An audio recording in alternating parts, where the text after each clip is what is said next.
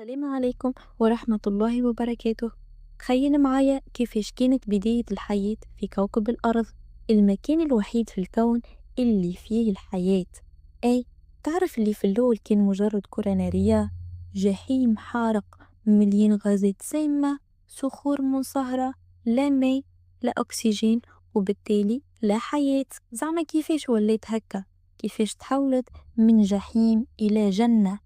الحكاية هذه مش عادية، فيها برشا أسرار، برشا تصادمات، وبرشا أمطار نيزكية.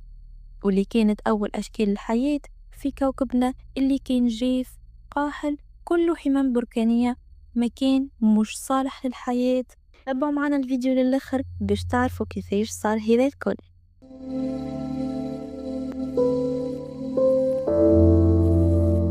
خلينا نبداو من الأول، قبل ما تظهر الأرض.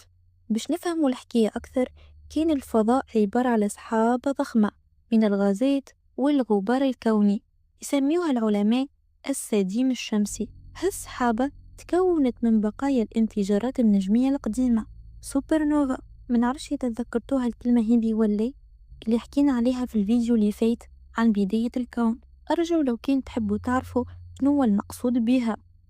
عدم تأثير الجاذبية بدا السديم يتقلص ويدور بقوة، ومع مرور الوقت تجمع 99% من المادة في مركز القرص، مما أدى إلى تكون الشمس. وباقي المادة تفرقت في شكل كتل صغيرة، بدأت تتصادم مع بعضها وبين بعضها. بعد ما تكونت الشمس، بدأت قطع الصخور الصغيرة والغازات تتصادم وتلتصق في بعضها في عملية يسميوها العلماء التراكم الكوكبي. هاك التصادم والاندماج كون كتل، والكتل بدأت في نفس العملية تتصادم وتحولت إلى كواكب أولية، والأرض كانت واحدة منهم. في هالفترة الأرض كانت مجرد كرة سخونة مليانة صخور منصهرة بسبب الطاقة الناتجة عن هاك التصادمات العنيفة مع الكويكبات الأخرى والنيازك، والنشاط الإشعاعي للعناصر الثقيلة كيما اليورانيوم والبوتاسيوم. ده هاك السخانة القوية برشا خليت المعادن الثقيلة كيما الحديد والنيكل بدات تقرب نحو مركز الأرض، كونت لنا النواة الحديدية.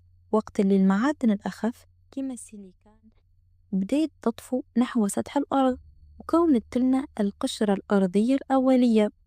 عدا بالوقت الأرض بردت تدريجيا، ظهرت أول قشرة صلبة على سطحها، لكنها كانت هشة وتعرضت لانفجارات بركانية باستمرار. البراكين كانت تنفذ في غازات، معناها الغلاف الجوي مازال سام، والسماء كانت مغيمة ببخار الماء والغازات الثقيلة كما ثاني أكسيد الكربون والميثان. بعد هذا الكل صارت حاجة خليت كل شيء يتبدل. تتذكروا هاك التصادم اللي قلنا كان يصير بين الكواكب والمذنبات والنيازك؟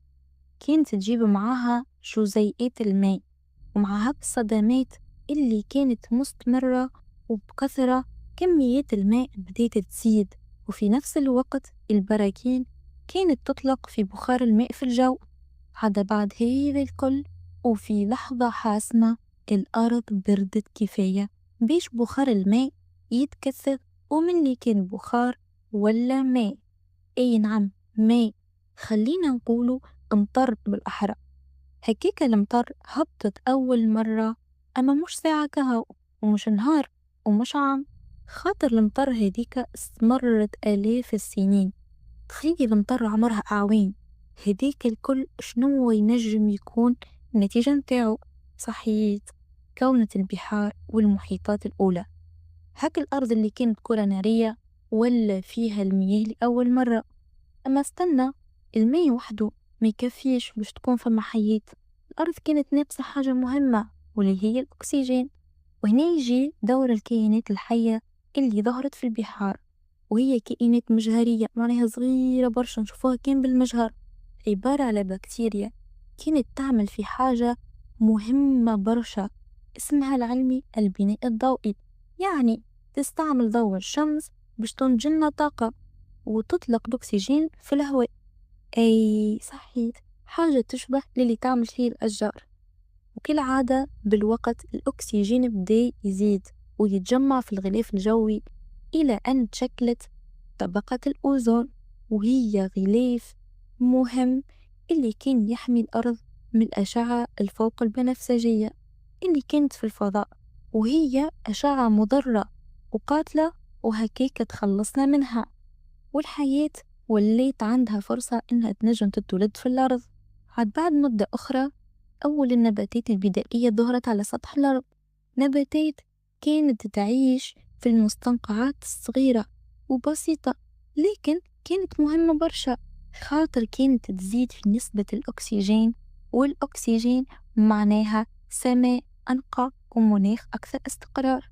بشوية بشوية النباتات بديت تكبر، الطحالب انتشرت، ظهرت نباتات أولية على اليابسة، هكا الأرض تعديت برحلة خيالية. الأرض اللي كانت بركان مشتعل من كرة نارية لصخور منصهرة، المحيطات، الأول حياة، الأول نباتات، حتى ولا عنا الكوكب الأخضر اللي نعيش فيه اليوم. يجي جاء ما نقفوش غادي. الإسلام شجعنا في البحث بالكون والتفكر في خلق ربي سبحانه. إجا نشوفوا الرابط بين النظريات العلمية اللي حكيناها والآيات القرآنية باش نفهموا كيفاش العلم والدين متوافقين بشكل يبهر. ربي سبحانه وتعالى قال في سورة المرسلات الآية 25-26: ألم نجعل الأرض كفاتا أحياء وأمواتا. سورة الأنبياء الآية 31: جعلنا في الأرض رواسي أن تميد بهم. معناها الأرض كانت مش مستقرة، تميد وتتحرك، والرواسي اللي هي الجبال تكونت بعض الصدمات واللي شكلت اختلاف في ارتفاع مستوى سطح الأرض، وكونت القشرة الأرضية اللي عبارة عن جبال واللي هي ثبتتها كما يقول العلم. بالنسبة لمصدر الماء زيدا عنا الآية العظيمة سورة المؤمنون الآية 18: وأنزلنا من السماء ماء بقدر فأسكناه في الأرض. معناها الماء جاي من السماء، أي مطر اللي تكون من تجمع بخار الماء والمذنبات اللي كانت تحمل جزيئات الماء اللي انتقلوا في الأرض من خلال الصدمات بينها وبين الكويكبات الأخرى. وبالنسبة لوين سكن الماء، أي في المحيطات والبحار، وهذا بالضبط اللي اكتشفوه العلماء. جيوا لظهور النباتات الأولى والإشارة لأنه أول الكائنات الحية هي النباتات. باستقرار الأرض ووجود الماء بدأت تظهر الحياة، وهذا اللي تم الإشارة ليه في سورة الأنبياء آية 30: وجعلنا من الماء كل شيء حي. يعني الماء هو السبب وجود أول كائنات في الأرض، والأرض من الأول كانت بلاش نباتات، ومن بعد بدأت تتطور وتكثر وساعدت في إنتاج الأكسجين وكونت الغلاف الجوي اللي خلى الأرض صالحة للحياة.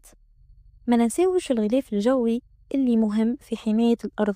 ربي سبحانه وتعالى قال: والسماء ذات الرجع. كلمة الرجع يعني حاجة ترجع، والعلم فسرها إنه يرجع الأشعة الضارة اللي هي الأشعة فوق البنفسجية، يرجعها ما توصلش للأرض، كيما يرجع المطر اللي يتبخر يرجع في شكل مطر في دورة مائية مستمرة. لكن الرحلة ما كملتش، الأرض عمرها 4.5 مليار سنة، وإحنا البشر جينا في اللحظات تعتبر الأخيرة من تاريخها الطويل. يعني كما يقولوا بلهجتنا هنا فما برشا حاجات مازالت مخفية، زعما كيفاش كانت بداية عالم الحيوانات على سطح الأرض، كيفاش صار التنوع اللي نعرفوه اليوم من جميع الكائنات الحية.